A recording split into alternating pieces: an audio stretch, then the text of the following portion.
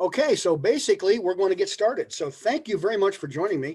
I appreciate your invitation, Heather. Thank you very much for inviting me to do this. So this is one of the things I love to do as part of my job. So today, I know it's not the 18th of July, unfortunately. You know, it'd be nice if we could have done it on his birthday, but we're going to celebrate John Glenn's life. We're going to celebrate his historic flight and some of the other things that he has done. So I've entitled this just Mercury Atlas 6, John Glenn's historic flight. If you look at the mission patch there, you're looking at a souvenir because none of the Mercury flights had authorized patches.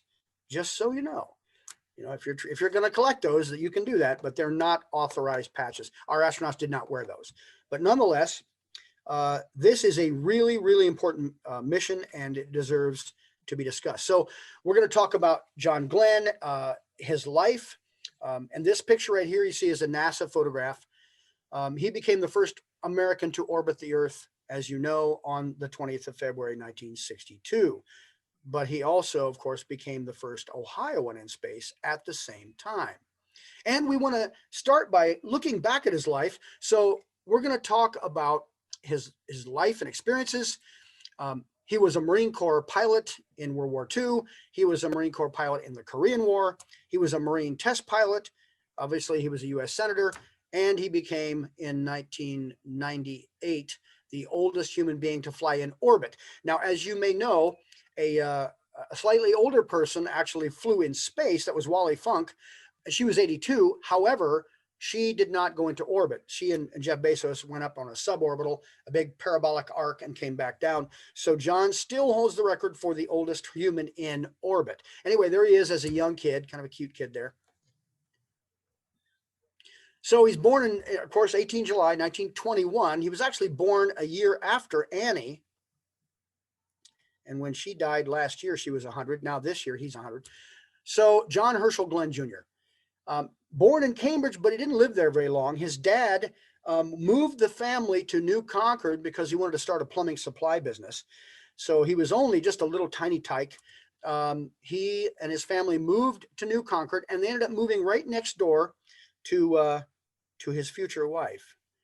And they actually met in the playpen. I don't know if you knew that, but they were tiny little kids, and they met in the playpen.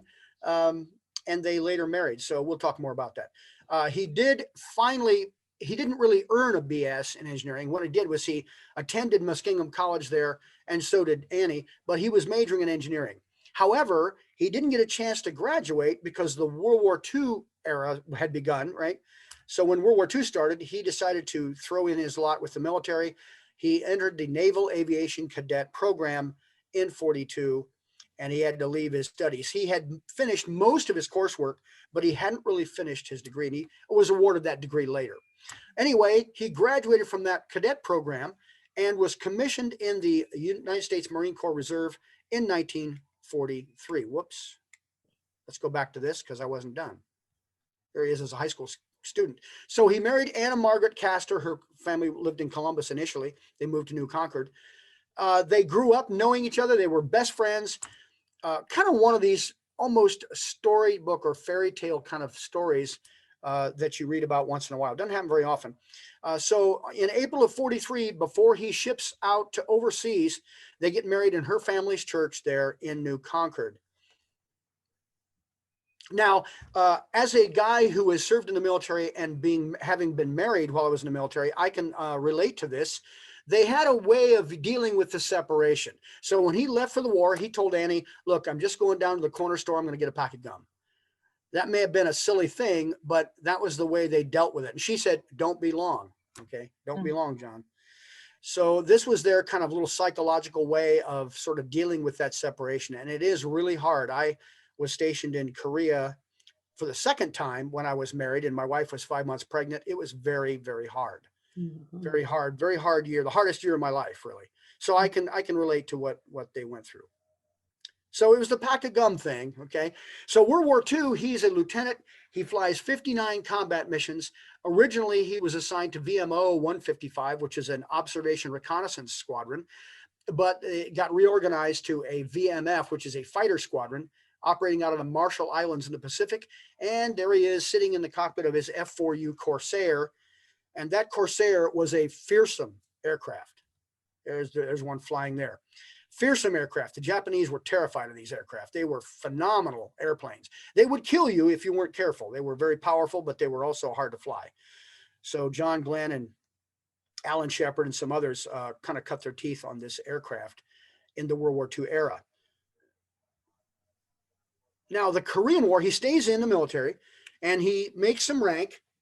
And when the Korean War starts in June of 1950, he isn't able to get into it right away, but he finally is able to get into the war. He flies 63 combat missions in an F-9F, and this is the aircraft you're looking at. In fact, this is from his squadron, VMF 311. This is the same exact type of aircraft that Neil Armstrong flew while Neil was a Navy aviator during the Korean War. So this is a really robust, sturdy aircraft. Not so good fighting MiGs because it wasn't super fast or maneuverable, but it was a really solid plane, and we'll see what I mean by that. So here we see a picture of John standing next to his F-9. Coming back from one particular mission, he had over 250 holes in that aircraft.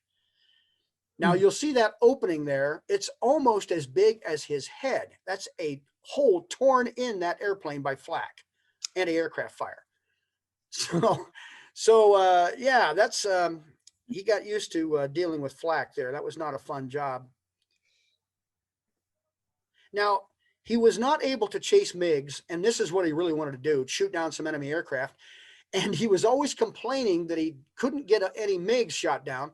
So he went to the Air Force. Before he actually got there, he had applied for an exchange program position with the Air Force. So finally, right close to the end of the shooting war there in 1953, he's able to wangle this position as an Air Force exchange officer. And this aircraft, this F-86, is what he flew 27 more missions. And his buddies in the Air Force were always hearing him complain that he would come down from a mission, a sortie, and I didn't see any MiGs. I've got to find some MiGs. So they painted on his aircraft, MiG Mad Marine. and he finally, at the last 2 weeks of the shooting war, he finally knocked down 3 MiGs, actually shot down 3 MiGs. So he went back to the States a happy guy, okay? A very happy camper. Now, that's one of these things that I have in common with John, because many years later, I was assigned to the 51st Tactical Fighter Wing, the same wing he was assigned to there, only it was much later, back in the 80s.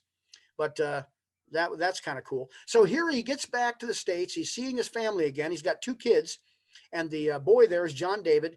He eventually became an anesthesiologist. Give me a time, I'll get it. Anesthesiologist. So he was born in 1945. And then Lynn, who was his daughter, born in 1947, she eventually became an artist. I honestly wish I could tell you. I don't know if those kids are both still alive. I think they are, but I'm not positive. But anyway, he's here recreating one of his dogfights for them.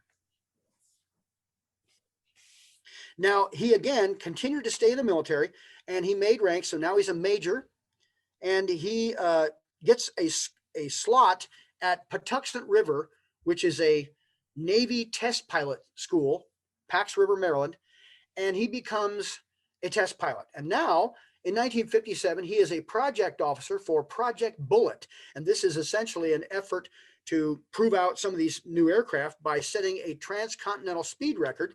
And he does this in 1957, I believe it was July. He flew across the United States from California to New York State, and he made it in 3 hours, 23 minutes. Now look at that speed there. He averaged a little more than 700 miles per hour.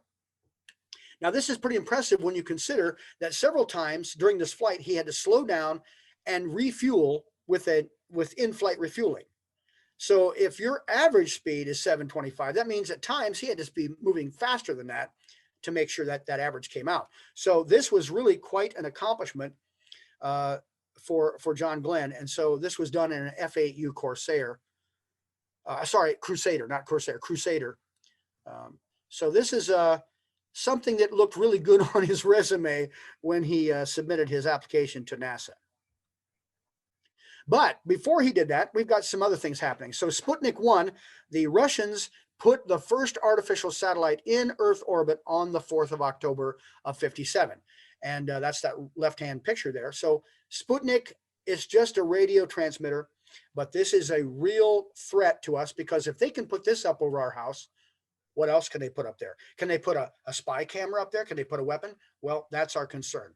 So this is really the starting gun of the space race. So we have to really get in gear and start trying to catch up. However, the very next month, they launch Laika, the first living thing to orbit. So they're really kicking our tails in the early part of the space program, the space race. So we've got to figure out a way to catch up. So one big step was we recruited from among all the military services candidates to become astronauts. So these 7 guys, of course, they're now famous as the Mercury 7, chosen 9 April of 1959. John Glenn is the guy in the center. He's the only Marine Corps pilot among them. The rest of them are Navy and Air Force fighter pilots and test pilots. So not too long after that, 2 years, April of 61, the Soviets surprise us again, and they put the first human being in orbit, Yuri Gagarin. There he is, and he's on the right. On the left, Vostok 1, that's his mission, and the Vostok spacecraft lift off on top of the world's first ICBM. The Russians have really putting it to us. So they had ICBMs, and ours weren't quite completed yet, so they were ahead of us. So again, this is a real huge propaganda victory for the Russians. Now, we are working hard, we're tireless, we're putting things together, and we finally were able to put a man in space, Alan Shepard, as you remember, Mercury Redstone 3 in May of 61.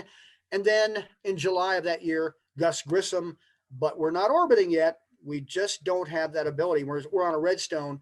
We need a bigger booster for orbit.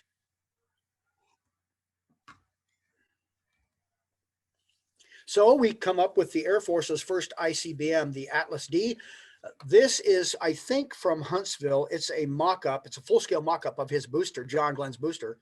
It is an Atlas, and on top you see the Mercury spacecraft. So the Atlas was 93 feet tall with the spacecraft and the launch escape tower there. It was 10 feet in diameter. It was a 1.5 stage rocket. Oh, I did that again. I accidentally advanced it. Two booster engines and 1 sustainer engine. I'm trying to move this thing around here. Okay. So it had 2 vernier thrusters, 360,000 pounds of thrust at sea level. Now we finally have a vehicle that can put a manned spacecraft in orbit. And this is a huge, huge victory for us. Now we're going to talk about the spacecraft. So the Mercury spacecraft, built in St. Louis, Missouri by the McDonnell Aircraft Corporation. It was not McDonnell Douglas yet, just McDonnell. And this is a zero-lift ballistic vehicle. It cannot be maneuvered, okay? It cannot be, the orbit cannot be changed. It cannot be guided to a precision landing. It's a ballistic vehicle. You can only control it in attitude, meaning you can roll it, you can pitch it or yaw it, point in different directions as you're moving, but you can't change its orbit.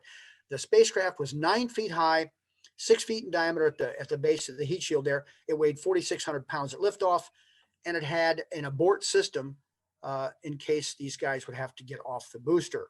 In fact, that big red tower there, so many people think is a radio tower. And I used to when I was a kid. That is the launch escape tower. That is a solid rocket booster with 3 nozzles. And that would allow them to get off the booster if that thing were going to fall over, catch fire, or whatever. So that's their abort system. Now, this is a shot of the interior of the Mercury spacecraft from the viewpoint of the astronaut. So John Glenn, like all the astronauts, was assigned a particular area of study. And so he was assigned cockpit layout, instruments and controls, and he would also be responsible for preparing for simulations of their space flight.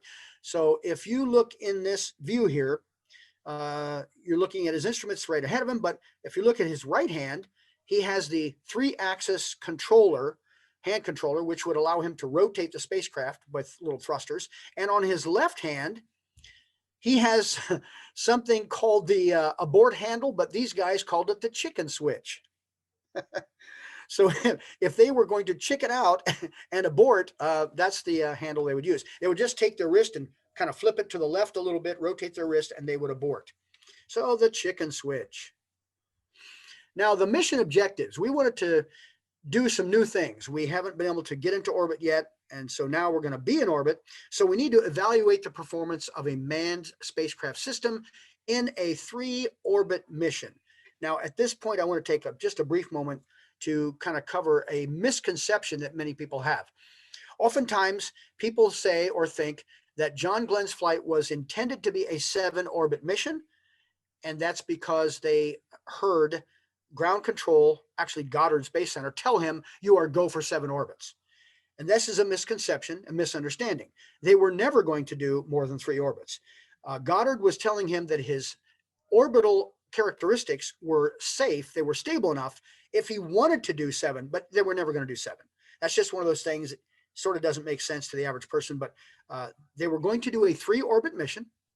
They want to evaluate the effects of space flight on the astronaut because, again, no one had ever been in orbit from our country yet. So this is pretty important.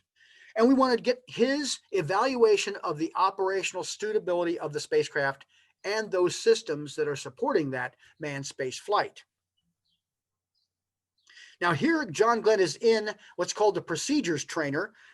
So he's sitting there in that device there. And to the left behind him, we see the simulation supervisor, or the sim sup. Now this is happening in the Langley Research Center in Virginia. This is where the Space Task Group, part of NASA, was actually controlling and operating Project Mercury. So John is in there going through a mission, simulating every aspect of the mission, and they all did this. Now here he is preparing for a test run on the left here. And on the right, he's actually walking to the spacecraft. He's carrying his air conditioning unit. Now, this is kind of touching. I really think this is an amazing thing that tells us a lot about his relationship with his wife. So what they did was they worked out a secret code. And when he knew she was watching via the NASA TV link, and if he was walking somewhere, he would send her the message, I love you, by switching hands with that air conditioning unit. People often ask him, why are you switching that over so many times? He said, it can't be that heavy. He said, well, you kind of, you noticed, huh? He said, yeah, that's how I tell my wife I love her when I can't talk to her, which I just think that's a very touching thing. That's a very neat example of how much he loved his wife. Now, this lady here, you may have seen her in pictures and so forth. So Katherine Johnson was one of the many women. Not all were African Americans, not all were Black ladies, but she was one of them.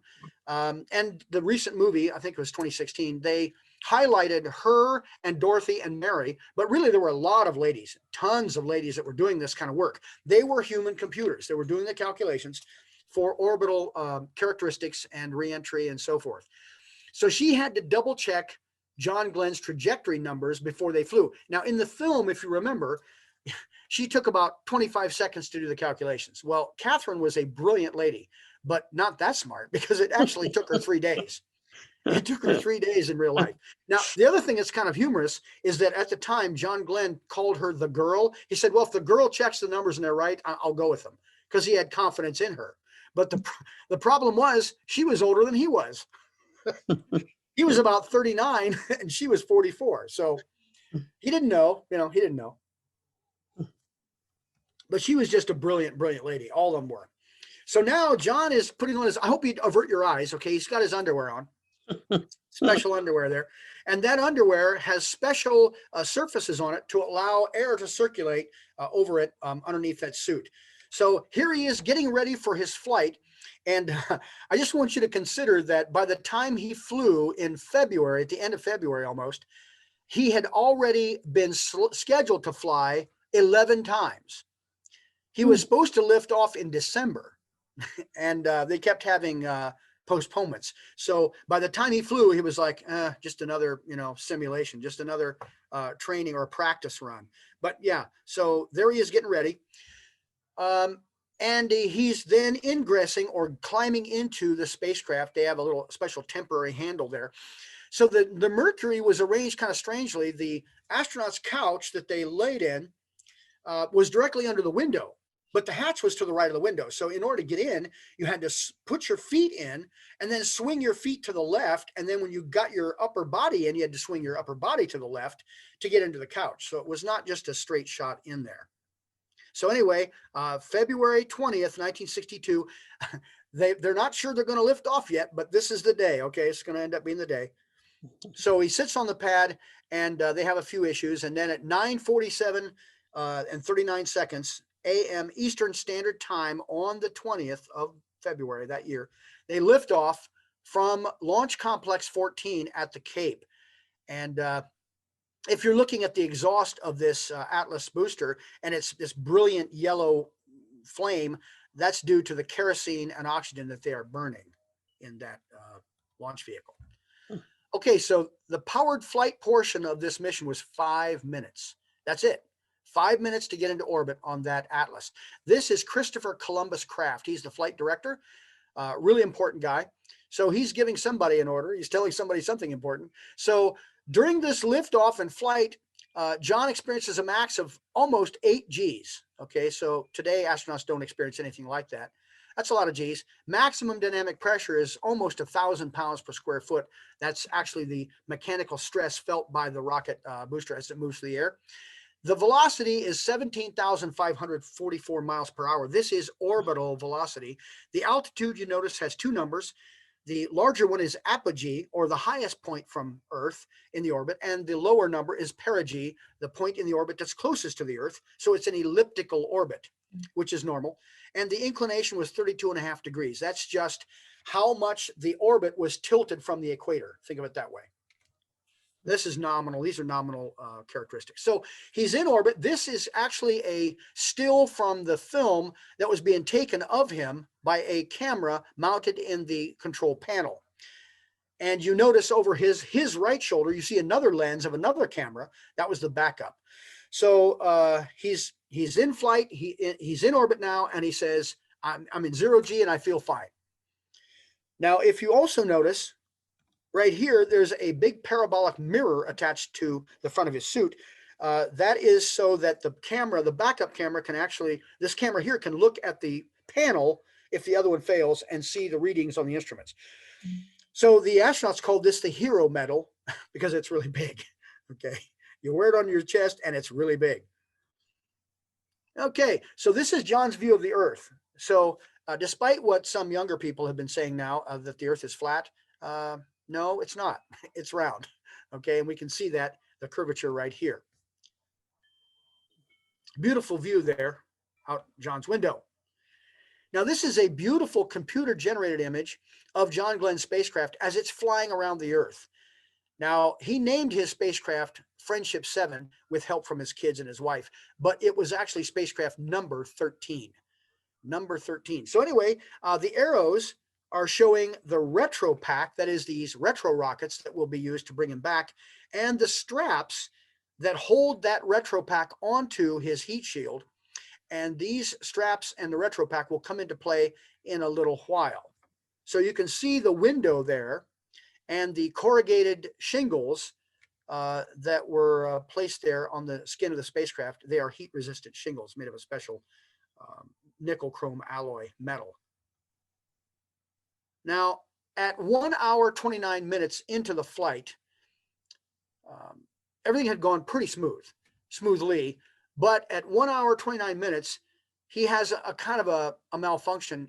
The autopilot, which is the automatic stabilization and control system, told a thruster, a 1-pound yaw left thruster, to fire because it's got logic circuits in it, control logic circuits, and it's telling the spacecraft that it needs to move over to the right a little bit, to swing over to the right. And there's no response. And he notices this, okay? So it drifted a little bit in yaw. That's the z-axis. We'll see a picture of that, of a diagram, so you can see what I mean. There is a set of instruments that tells him which way the spacecraft is actually pointing. So in degrees. So he knows that there's something that's not gone right. So he selects what's called the manual proportional mode. This is a manual mode that you can use actually without even any electrical power.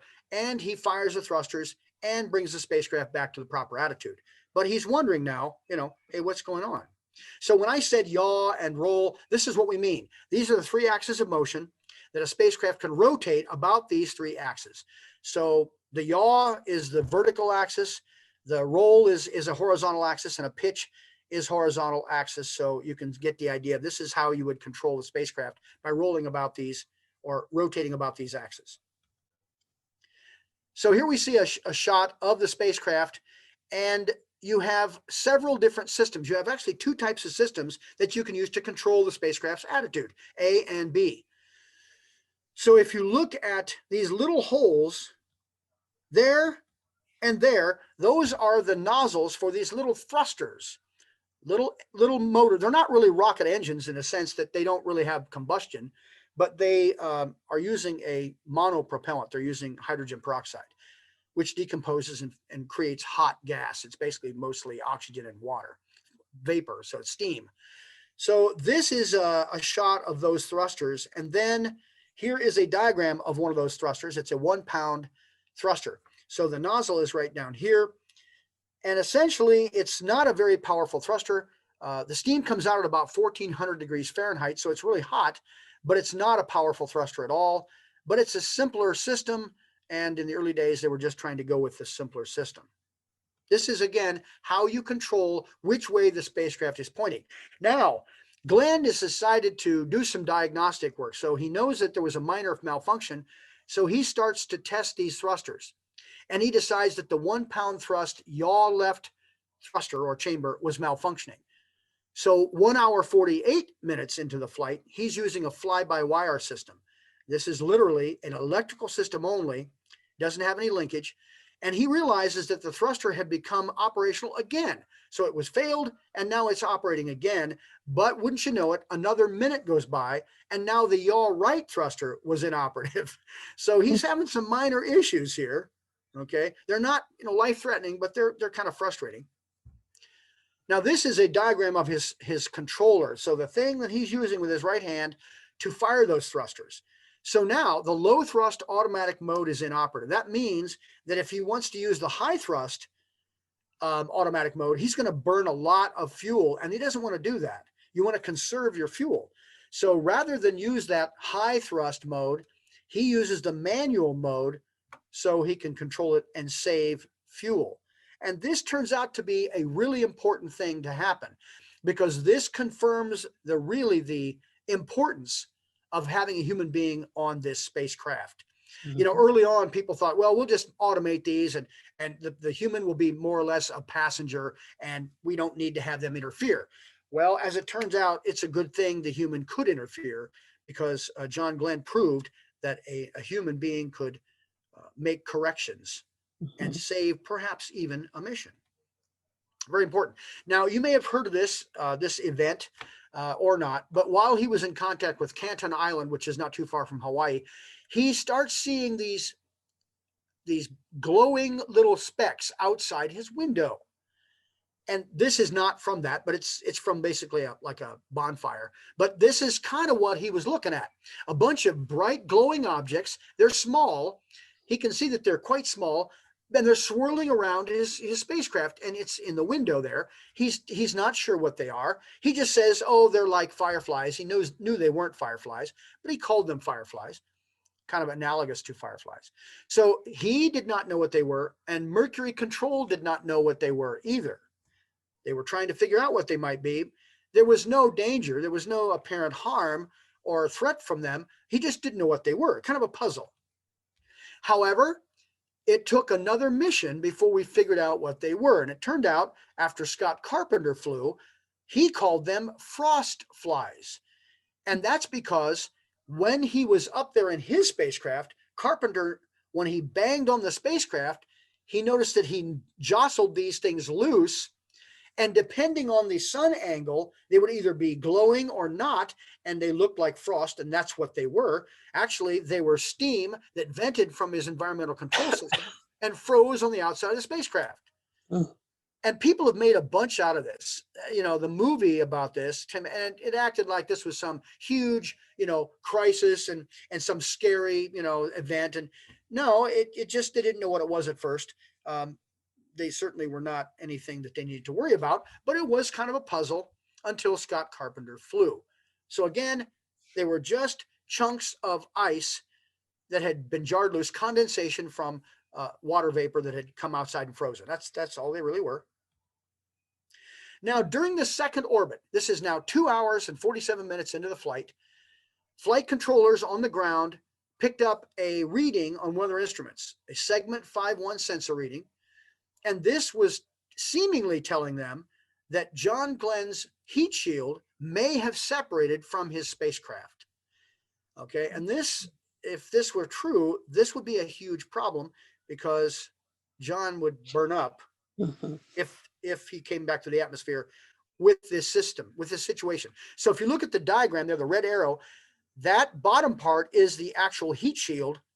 The impact skirt is an airbag made of rubberized fabric. Okay. Rubberized fabric. So if he comes through the atmosphere with that thing hanging out, he's done for, because that fabric is not going to hold up. Okay. 3,000 degrees Fahrenheit, that's not going to hold up. He's going to burn up.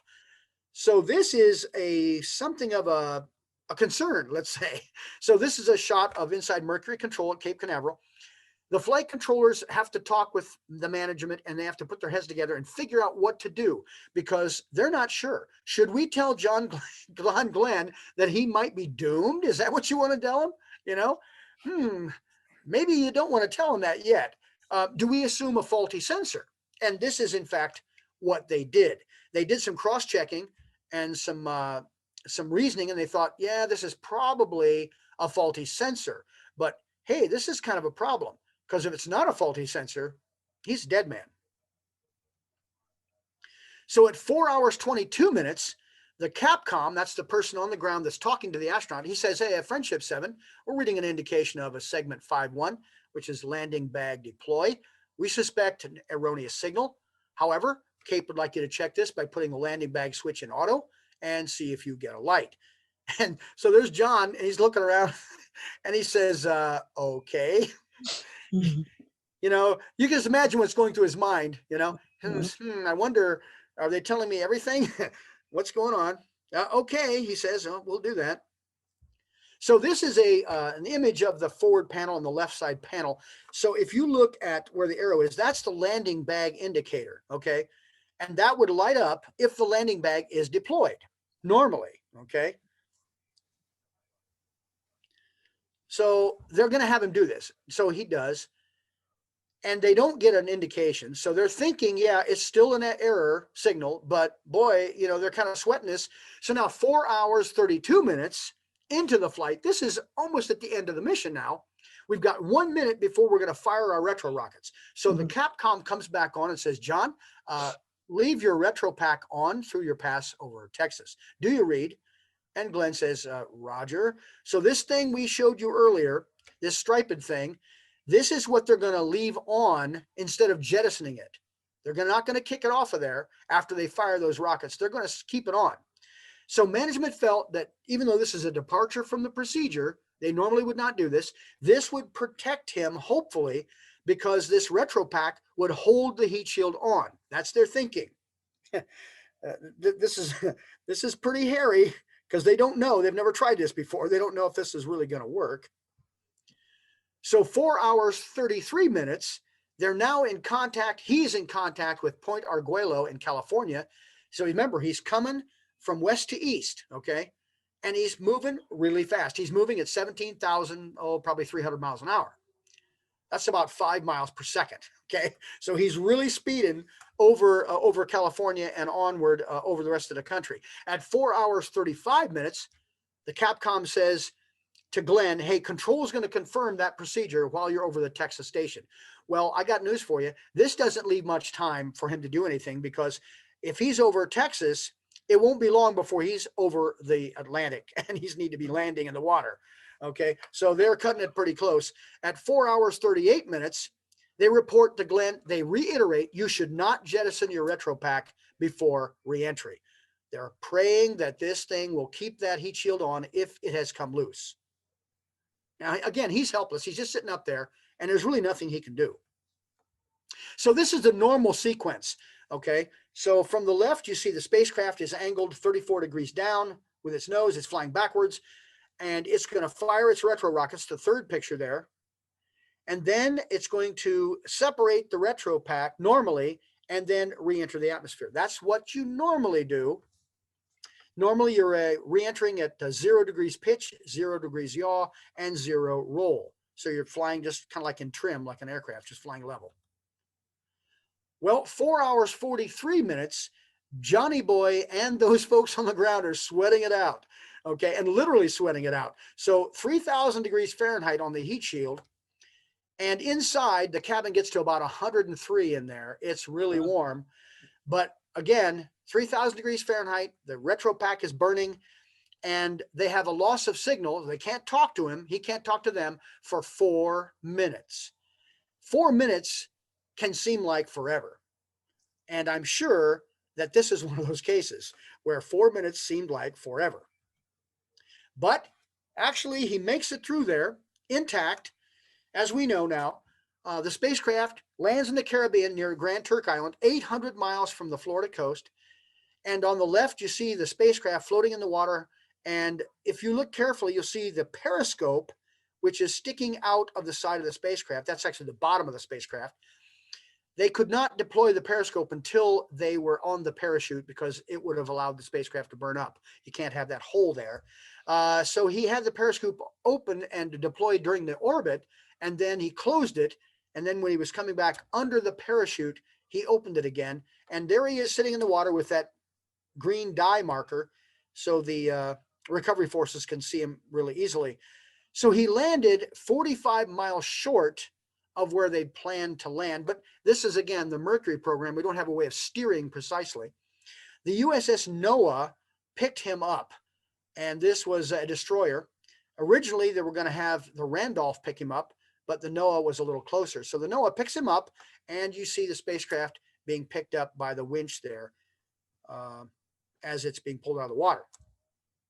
Now here he is, and now he looks like he's pretty comfortable now. He's had a shower, he's changed his clothes. He's got his flight suit on, his sunglasses. You can't see it in the picture, but he's got tennis shoes on. So he's really comfortable. What they did on the Noah was they put him on a part of the ship that was like in the back end at the stern. And they gave him a recorder, a big, as you see, a reel-to-reel tape recorder. And they put everybody else, all the sailors, get away from him and let him have his thoughts and let him recall the mission and record his impressions while they're still fresh in his mind. And this is what he's doing. So he's feeling pretty good now. Well, success. So as you know, America, our country is finally in orbit. Boy, it seemed like it took forever. John Glenn is America's hero. Our space program, as I say here, races forward with new confidence. And the shot here of John and his wife, Annie, and President Kennedy on the 23rd of February. So 3 days later, they're at the Cape, and John is going through his mission kind of for the press and the president. Kennedy awarded John Glenn the Distinguished Service Medal from NASA, and you see it in the picture. He's wearing it there. So he's just talking about his spacecraft and about the mission for those involved. A lot of VIPs there.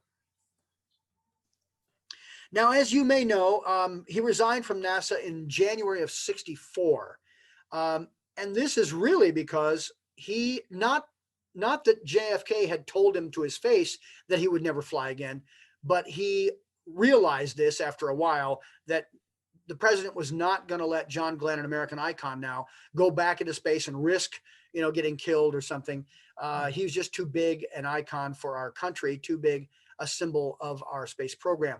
So in '64, he retires from NASA, or resigned, I should say. And then in '65, he up to '65, he was still in the Marine Corps. He was a full colonel. So he retires from the Marine Corps. And then for several years, he tried his hand in the business world. He was actually an executive with Royal Crown Cola, Royal Crown International. But in '74, as you may remember, he ran for the U.S. Senate in Ohio, was elected, and there he is during his successful campaign there. That might be the first time he ran. And so he served 4 consecutive terms. Now, as you also know, or maybe you don't know, that when he was getting interested in spaceflight again with the shuttle program, he had a bill that President Clinton wanted a vote on. And Glenn said, sure, Mr. President, I will vote for your bill if you approve me to fly again on a mission. And so they kind of worked that out. I don't begrudge the guy flying again. Some people might think that's kind of maybe underhanded or whatever, but I don't think that's the case. I don't begrudge him wanting to fly again. And they actually got some geriatric research done because he was 77 years old. And so he, as we said, still holds the record as being the oldest human being in orbit. He didn't have a lot of time up there, about a week or so.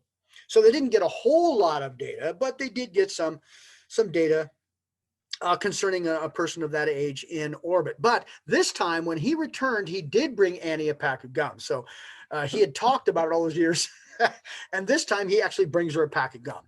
So that's kind of nice. I'm sure she appreciated that. The first time I did this presentation, it was on the anniversary of Mercury Atlas 6, I think 2 years ago. And I thought I'd be cute. and this was in person. So I bought a bunch of gum, okay, packs of gum, and I had it there with me. And I told the audience, I said, now these packs of gum they're free. Okay, take one. And you know that I don't think anybody took one. I guess they didn't trust me. I don't know. I thought that was kind of neat, take a pack of gum. I mean, but no, didn't work out too well. So anyway, John Glenn, as you know, died on December 8th of 2016 at age 95. And what a career, what a life, and a guy you can really respect for all the things that he accomplished. And I have to say that the first three astronaut groups, Group 1, the Mercury 7, Group 2, and Group 3, were probably the most important, certainly the groundbreakers, the innovators, and the pioneers. And he certainly made a lasting impression with his contribution. So I do want to say that this concludes the presentation, but if you have any questions about what we've talked about, or anything about space flight that you just happen to be thinking about, since we're talking about space flight. So I turn it over to Heather and also you ladies there in the audience.